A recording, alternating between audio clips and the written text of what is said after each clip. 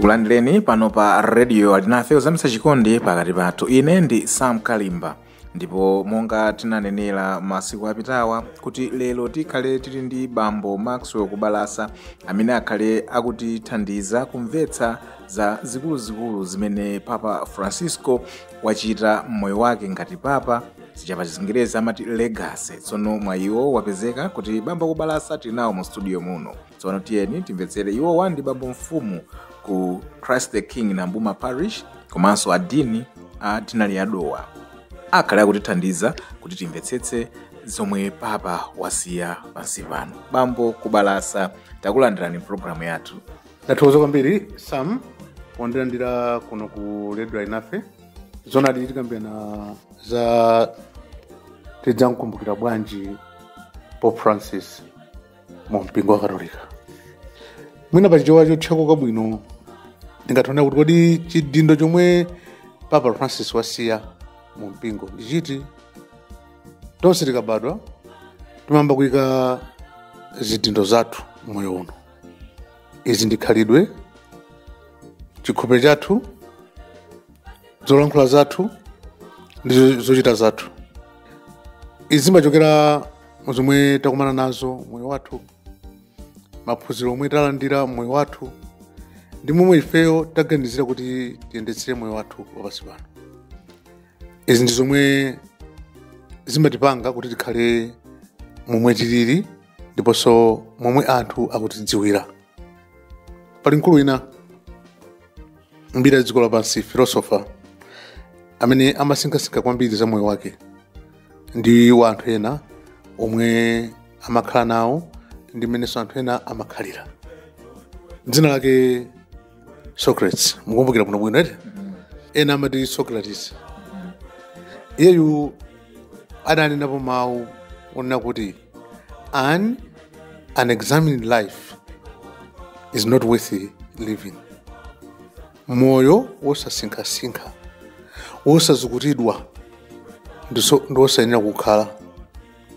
Ndikuganiza kuti Papa Francis mmene amakhalira moyo mwake akuonetsa kuti amasinkhasinkha, amazukuta za moyo wake molangizidwa ndi buku loyera komanso kuwerenga mbiri zoyera osiyanasiyana. Iyeyo ndimatsatira zimene waphunzirako. Titenge chisankho chake. Adasankhidwa kukhala papa, adasankha kuti akhale Papa Francis. Ndoti motinthula ndi moyo wa Francis wa ku Assisi. Tatione pang'ono za moyo wa Francis wa ku Assisi. Tiyamba kuona kuti Pope Francis apangamira moyo wa Francis wa ku Assisi. Ndi chani chomwe chinayambitsa kusintha moyo wa Francis wa ku Assisi?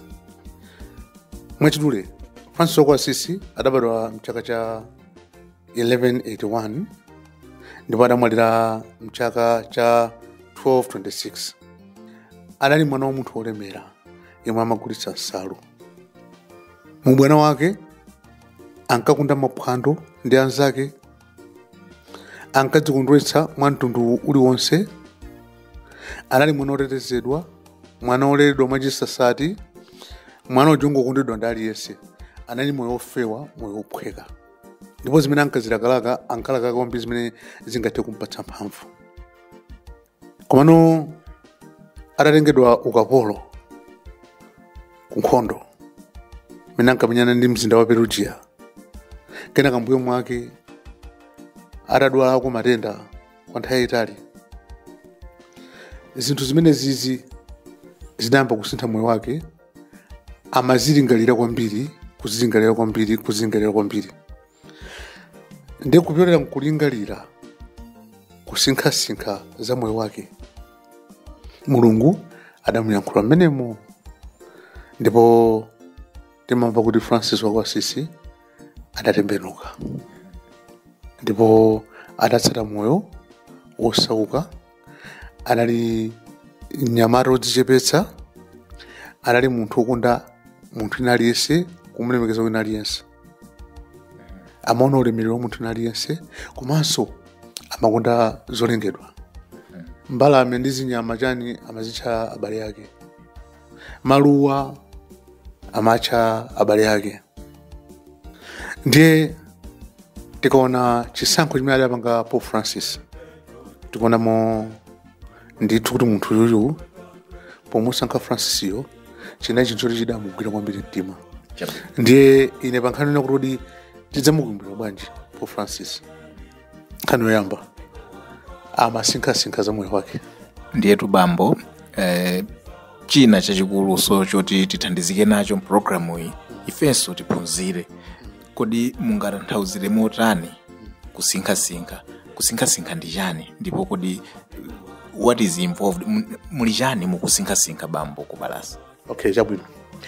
Ena timathonga kukhala moyo wathu tikapita lero basa terminal la mawa kenaka tizoona kwina kumene kupita osaganizira kuti kodi ineyo ndachita zakuti eti nokhala basi ndachita bwanji ndipo zandithandiza kapena ayi eti kuyang'ana mbuyo nkuona kuti kodi ndingakonze bwanji pamene palakwika mtsogolomo eti. Ndiye pamoyo wauzimu timeneso kuti tikamva mawu a Mulungu zimene tawerenga tikhale ndi nthawiso yokhala pasi nkumaona kuti kodi mawu a Mulungu aja ndawerenga ajawo muli chani choti ineyo ndingatusintha moyo mwanga. Kenaka soyang'ananso moyo wathu nkhali tsiku lilonse waja mawa kufika madzulo ukhala kujiyang'ana bwino mutongolera mtima ndakhala bwanji moyo lero, kodi ndakhala moyenana ndi chikisiso yanga mene chiti kapena ndakhala mopotoka. Timana kuti madzulo aliwonse munthu akakhala azipanga examine conscience yake, ndikuti azisanthulaso kuizukuta bwinobwino nkuona kuti ineyo moyo wanga ndinakhala mwa mtundu wanji eti. Ndikuti moyo onena kuti iweyo ukukhala momadziyang'ananso mbuyo mwako kuti kodi ndachita mwa mtundu wanji, nokhala nchitako chilako chona kuti patsogolo pano ngathokoza mwa mtundu wanji eti. Ndiye kusinkhasinkha kumene ndikunena eti. Eya, ndikuti zimene munthu wamva ngati malembo aja mukumbukira paja kuti mulimi wina adapita kwa fesa anangoponya mbewu zina zinagwera munjira, zina zinagwera pa nthaka pamwala, zina zinamera mu zitsamba za minga, ina inagwa pa nthaka yabwino eti. Ndiye zina zimakanika chifukwa zina zoti sinazame mizu sinapite pansi chifukwa basi zangothera pongomva pomwepo nkuthala usamvetsetsa kuti ndi chani eti. Ndiye mawu a Mulungu amapindula ngati munthu wamva kwamvetsetsa eti, kenaka kujiyang'ana moyo wake nkuona kuti chimene ndingathe kukonzene moyo mwanga ndi chiti eti. Eya, amambogwira ntchito mwa iweyo moyo konkumasintha. Ndi akulu aja amasinkhasinkha chifukwa kuyang'ana zina zimene amakamba nkumachita kumana kuti munthu uyu baibulo amatidziwa komanso akuyesa kulitsata. Ukaona zina zimene akulemba kumaona kuti munthu uyu moyo wa Francis adaudziwa eti, ndipo adachipanga kuti ndichitsate. Ena tutawerenga tu mbiri za masenti za mbirimbiri oyera mbirimbiri koma palibe mene tumutsatira kulo pang'ono ungokhala munthu kuti nayeso anali mphatso yapadera eti nkhani kuthera pomwepo kuyamikira pomwepo nkhani kuthera pomwepo nkumangopitira moyo sikusicho ndithu. Tikupitirira kucheza ndi bambo Maxwell Kubalasa amene akutithandiza kumva zambiri za zikuluzikulu zimene Papa Francis atisira pano pansi, ndipo iwo akutero mchichewa chomveka bwino chidindo chimene Papa wasiya. Atiuzako choyamba akuti anatsatira bwino moyo wa Francis wa ku Asisi, ndipo anafotokozeranso Francis wa ku Asisi. Tamva moyo wa kusinkhasinkha ndipo tafotokozeredwa kuti kodi kusinkhasinkha ndi chani. Tipitirire bambo. Ndithu pankhani yosinkhasinkha unaona kuti uyuyu adaudziwa moyo wa Francis ndipo adaphunzirapo zambiri kwa Francis wa ku Asisi. Tikayang'ana zolemba zake adalemba chikata chija Laudato Si, Our Common Home, kusamalira chilengedwe, mene akamba zakunongedwa kwa chilengedwe. Mujaona kuti anthu masiku anowa tungopanga zinthu zonena zakabwere mawa kupanga sapato one day shoe yatha lero koma ndikuti materialswo amene munapangira aja chapita chimene mukataya mukatenganso china mukatenga china ndoti zinthu zopangira zija tuzitenga mubwerezabwereza nkumazimalizanso. Ndiye Francis amanena kuti this is a throwaway culture eti fantasy lake likamakatika Laudato Si mwana ngati kuti ninkhani ngodzala mitengo hayi koma kuononga chilichonse kaononga mpweya mwambamu zimene chazo zimati tikuononga chilengedwe monga mmene munthu adachitengera. Pali Laudate Deum ukapeza kuti nkhani zimene zozuluka eti Corrida Amazonia ukapeza zimene zasozulukaso ndi nkhani yosamalira chilengedwe idabwera kwambiri mupapa wa Francis ndi akuluwa ndiwagomera pakusinkhasinkha chinthu choyambirira. Ndipo chinthu chachiwiri akulu adala chifundo amuna moyo wa munthu aliyense kuti ndiofunikira ndiolemekezeka. Ndithu pachiphunzitso cha mpingo katolika chinthu choyambirira social teaching of the church, the dignity of the human person.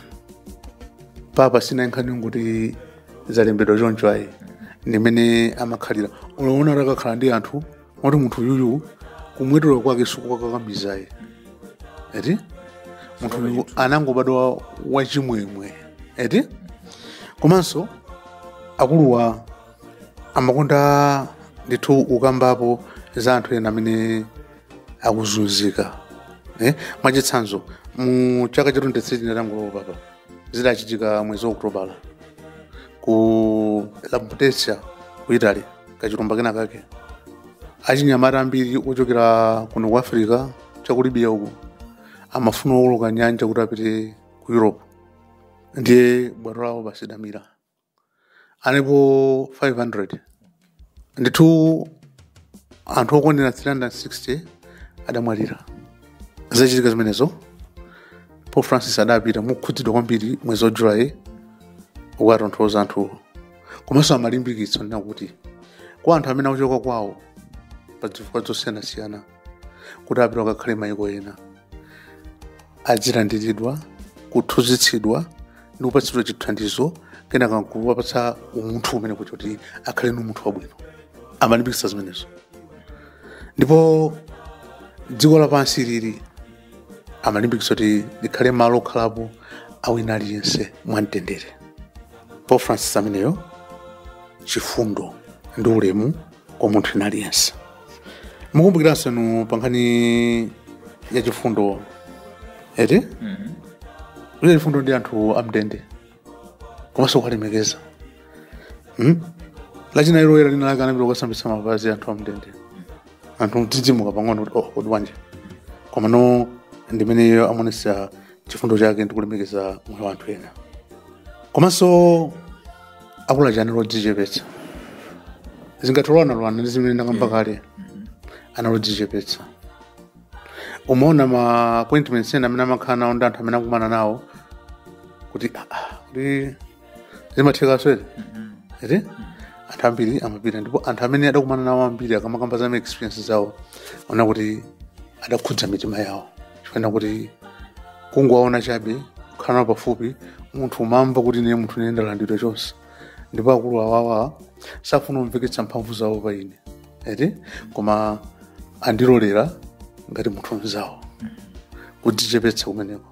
Komanso paja adalowa papa sadakakhale kumene akhala papa adasankha kukhala wina kamalo kudzichepetsa kuti akhale fupi ndi anthu azidya ndi antchito kumene kuchako bwino una kudzichepetsa bwino. Amavalidwenso adakana zina kuti sapato zeno papa ndizi kaya adanena kuti izozo ayi kunali kudzichepetsa kwake. Tikatero sunelo tena wanaludzukuza kapena chanchani ayi aliyense ali ndi njira yake ya kudzichepetsa. Kenaka iyi ni fundo imene tiyene kunena ndithu kuti akuluwo adali opanda mantha kupereka maganizo ena ngakhale alodzidzimutsa wanthu adalibe mantha ndipo opapa wakati achigwiritsitsa chimene chocho chimene chinadzidzimutsa anthu ena komabe adachigwiritsitsa ndi ndinabe kuti adali munthu wolimba mtima pa nkhani ya LGBTQ ena macho plus lesbians, gay, bisexual, transgender and queer. Tikati ma lesbians ndikuti okhumba na akazi okhoka, ma gay okhumba na amuna okhoka, bisexual okhumba amuna ndi akazi omwe pamodzi, transgender adabadwa amuna koma amafuna adzuke ngati akazi kamene adabadwa akazi koma amafuna kuti adzuke ngati amuna. Kenaka tindi queer omwe kwenikweni sadziwa kuti adakadzifusabe kuti ndili pati ndi zina zotero. Pope Francis adakambapo maganizo ake pa za anthu amenewa kuti iyeyo sawapanga judge eti ndine anthu kuti ndapange judge izinso zinali mwina zodzidzimutsa kwa ena koma munali mwina mwake mmene amazionera zinthu ndipo nthawi zinake pali zina zake mwina timasowa nthawi kuti timvetsetse kuti kodi munthu amaganiza mtundu wanji eti. Kenaka number 5 mpingo oyendera limodzi sinodalite. Kodi zingatheke kuti tisanapite ku mpingo oyendera limodzi kapena tisafunsepo funsani funso bambo lili pa kulimba mtima kwa papa kupereka maganizo awo kuti anthu akambiranebe koma anapereka ndithu kuti iyayi anthu ngati awa mukhoza kumalandira kwenikweni ankatanthauzanji chifukwa tikapanda kukambirana lero mwina anthu ena akhoza kumamva kuti papa ujana akamba zakuti before anthu amakamba kuti adaloleza kuti mpingo dzimanga maukwati otero aja mwina mungafotokozepo motani chifukwa nde kulimba mtima kwa papa kwatha ndithu chifukwa iwo apita koma anthu mwina adakali ndi chithunzithunzi china ndi china mungaongolerepo motani bambo kubalasa. Nkhani imene idavuta poyamba ndifafaniziretu chonena kuti papa adanena kuti tizidalitsa maukwati ngati amenewa eti amene sakugwirizana ndi chiphunzitso cha mpingo. Ukwati ndi mamuna ndi mkazi eti apapa sadanene kuti tizidalitsa maukwati amenewa, no, sadanenepo koma kuti anthu oterewa mungathu adalitsa eti makapa zoterewa mungathu adalitsa pamenepo ndipeso napetseti muno bwino kuti kudalitsa makapo zawawa mwa mtundu wanji pene simanapetseti muno bwino koma sadanene kuti anthu awawa muzadalitsa maukwati wawo ayi. China nchonena kuti Papa Francis amasiyanitsa kunena kuti tchimo ndi munthu, kusiyanitsa tchimo ndi munthu. Timkonde munthuyo tidane tchimo limene akupanga eti ngati zidachitikira ndi zimayi uja ogwidwa ndi chigololo malemba oyera sindikuti Ambuye Yesu amavomera tchimo lake kuti ayene kuchita koma kuti Ambuye Yesu adapanga isolate tchimo from the person, so he loved the woman inenso iweyo sindikutsutsa sindikupanga condemn eti koma pita usaka chimwenso kumpatsa mpata pita koma usaka chimwenso khane kuna pene popo pita koma usaka chimwenso ndinkhani kuti you are not entertaining the sin kuti ayi chine nokondwa nawo kutochita chimo ayi chimo lochita usaka chiteso iti ndiponso alipo ena atu amene anawuza Ambuye Yesu kuti iwe pita usaka chimwenso koma eti adanena tuka chimwenso kukuchitira zina zake zoposa penepo eti ndiye nkhani imene inali penepo ndi imene yona kuti Francis amazona mwanjira imeneyo koma nona ngasi zinali zachilendo kumva papa kunena ngati zimenezo eti ndiye chifukwa anthu adadzidzimukapo tidadzidzimukapo pali nkhani ya crime ndi sin eti nayenso papa amasiyanitsa pakati pa crime ndi sin kuchimwa komana kuti crime munthu akati wachita chichichichi chophwanya malamulo a dziko amakamanga eti ndamana kuti tisiyanise pakati pa crime ndi sin. This is a sin. Walawira malamulo a Mulungu eti it's a sin. Kuti mwina kitike malamulo kuti amene ogwidwa ndi chigololo azimangidwa choncho eti azimangidwa naona kuti kumanga ayi ili ndi tchimo koma kumangako ayi zimamvekera ngati choncho kwa ineyo. Ndiye ndikuganiza kuti kunali kulimba mtima pangebe pushi zinthu zoona kuti anthu ambiri zidzimukanazo kunali kulimba mtima ndithu yayi. Tikupitirira kucheza ndi bambo Maxwell kubalasa ndipo akutipatsira ndithu zidindo kapena kuti chidindo chimodzi koma nzambiri chifukwa takankhapo ndithu ano tsono bambo munayambapo kufotokozera za kuyendera limodzi Papa Francisco. Kuyendera limodzi Papa Francis pankhani yoyendera limodzi ngati mpingo iyeyo samagwirizana kwenikweni ndi chimene amachiona ngati chikulu mu mpingo kunena kuti clericalism, kuti mpingo kwambiri uli m'manja mwa odzozedwa kulekana ndi akhristu ake ali kumbali ndi mpingo chikanga kuti sanja pamwamba penipeni pali awawa pansi awali pansi papa ndi pankhani yona kuti kayendetsedwe ka mpingo pereka maganizo kuti pange izi amona ngati kuti munawake kwambiri odzozedwa amene autenga mphamvu ndi amafuna achipetse mphamvu zimenezo.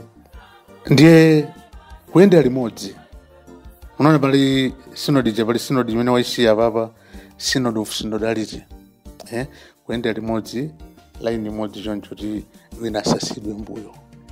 Ndipo pankhani imeneyi amanena kuti sibwino kuti ena akazooneka ngati kuti ali kunja mu mpingo omwemo. Tikhale kuti tonse tili limodzi tidzimvetserana kumvetserana mabwino kenakanso tizikambirana zimene zamazimbikitsa kwambiri kumvetsera ndi kukambirana. Amafunanso kuti mu mpingo ana akhale ndi malo awo. Nthawi zina zake ana mwina situwalabadira izi zindonena kuti mwina I should be honest. Khalipo lalika nchali chimwe cha nthawi zambiri ozolalika kuti tulalikira anthu akuluakulu ana situwalalikira eti ena swadaniranso kuti nchali chimwe chomvetsa mipando yakuluakulu okhaokha ndiye kafika kuti adzaza mipando achaona timachiwotsota akhale pasi kwamutati mutengere mwana mcheni muli timipando ta plastic mwekerana chicha akulusanga kakhale pakira manyazi nkhani ngati zimenezo funa kuti ananso tiwalolere akhale ndi gawo lawo mu mpingo. Bambo uloso zolengeza kumene zolengeza za ana kuchotsa kuti zitithera nthawi awadivuta apitoka iko kuti apita mukayiko kwazikasewera. Ndimakumbukira kuti kwina kwake sinditchula dzina idafika nthani yake kuti afuna kupangidwa decision yonena kuti timakhanga timadzaza papa ndi bwanji kuholoko eti tidzika screen ndi zimene zikuchitika ntchali chimisa ijayo ana adzionera muholo pa screen. Ana ndochenjera masiku ano adakana kuti andiji muno tikaunimba kuti tikonera pa TV tibwe kuno kuchachizati makonera TV uri kunimba ilipo adakana panoria zimenezo we are part of the church izo church momwemo zinthu ngati zimenezo. Ndiye Papa Francis amakonda kwambiri kukamba kuti chikondi chidzilamulira zochita zathu mu mpingo kupambana nkungotengera kuti ndi mwambo wake timatere. Nkhaniso imene iso inali yokha ngati yonjenjemeretsa kwa ena choncho komano ndi zimene Francis adazikamba kwambiri pa nkhani ya synodality. Ndipo funda imene ndotenga ngati kuti yomalizira ine kwa ineyo kusamalira chilengedwe ndayika pa yokha nekambaso kwambiri kuja komano panopa ngati mfundo tsopano nakuti Pope Francis ine ndali mfundo yokulu kwambiri mu papa wake, climate change. Ino ndinetaona amene zinthu zikusinthira panopa. Ndimvula kabwino subwera somene mubwerera kale. Zinthu zambiri zasintha. Tili ndi mitsinje yoti kale nali mtsinje yooneka bwinobwino yokongola mitengo mbali chanchani. Panopa changokhala chinthu chogumukira chachikulu mopanda madzi. Ete zimene zikubwera nyengo zikusintha chifukwa cha mmene taonongera zinthu pa dziko. Kuononga kwina ndi zinthu zimene tikupanga, pali mautsi osiyanasiyana amene kuononga zinthu mwambamu, kenakanso mitengo mangodula mwachisawawa. Ete zinthu zimene zizi zikuononga dziko lapansi. Mwina tumipweya imene tikumwe ndimene tikupweteka kwambiri zingodula matenda osadziwika bwino. Khaneke ndi imene amayilimbikira ku Francis kusamalira chilengedwe. Zimene zinkumbuka nazo kwambiri. Omvera, awa ndi bambo Maxwell Kubalasa atipatsira zambiri zokhudzana ndi zomwe Papa Francisco wachita. Ndipo tikufika ndithu kumapeto. Mwachidule mwina bambo Kubalasa, in summary, Papa Francisco anali ndani? Papa Francisco anali munthu wosinkhasinkha mozama za moyo wa anthu amene enokhalira. Anali munthu wodzichepetsa ndi wachikondi, ndipo moyo wa munthu unali kumtima kwake. Chidule changa ndikathanira chimenecho. Chabwino. Kuti mwina takupatsani mpata bambo, ndi chani chimene mufuna kuti papa wina akabwera muzonsezi mwina sizingatheke zonse, koma at least chitapitirira china chake munganenepo chiti cha Papa Francisco? Ineyo kusamalira chilengedwe. 1, kusamalira chilengedwe. Ndipo tikatusamalira chilengedwe toyambira pa moyo wa munthu mpaka kuzina zonse zolengedwa. Ine nkhani imeneyi ndiona ngati kuti ikhale ndithu pamwamba pa zonse. Ndithu tokoze kwambiri bambo Maxwell Kubalasa kuti tsirizira zokambirana zathu zokhudzana ndi chidindo chomwe Papa Francisco watisiyira pamene akulowa m'manda pa 26 April 2025 pambuyo kuti atisiya. Tikufuneni zabwino zonse pamene tikupitiriza kutsatira miyambo ndi zina zonse ku Rome, pamene ndithu Papa Francisco thupi lawo likhale likuyikidwa ku malo okhalitsa kuja ku Mary Major Basilica. Bambo simunachuleponso kuti akayikidwa ku malo otsikirako kuposa mwina pamene paso, koma ndifunso lalikulu kumene pa bambo kuti ife timaona ngati mapapa mangowayika malo awo kuti kwa mapapa ndira nandandana, koma tikumva kuti iwo asankha malo ena koma ndiotsikirako. Komatu malotu amene asankha kuti akayikewo sikuti iwo akakhala oyamba kumeneko, kuliso ena kumeneko. Ni mandaso olemekezeka kwa basi, okongolaso kwa basi. Ndithu timaona ngati kuti mzimu wawo upitirizabe kusankha zotsikira kuti asankha kophweka kuti ngodzichepetsa mkuzimuso. Mzimu wawo suti ulipotsikira fangati mzimu wapita uli woyera ulikale kwa Mulungu. Ndiko Mulungu sokotsika. Ndithu yayi ndine Sam Kalimba. Tizapitiriza zimenezi pamene tikupatsani miyambo ine ichokera ku Rome pa 26 April 2025. Mukhale ndi madzulo opambana. Satirani zambiri pano pa radio ali nafe kusamitsa chikondi pakati pathu.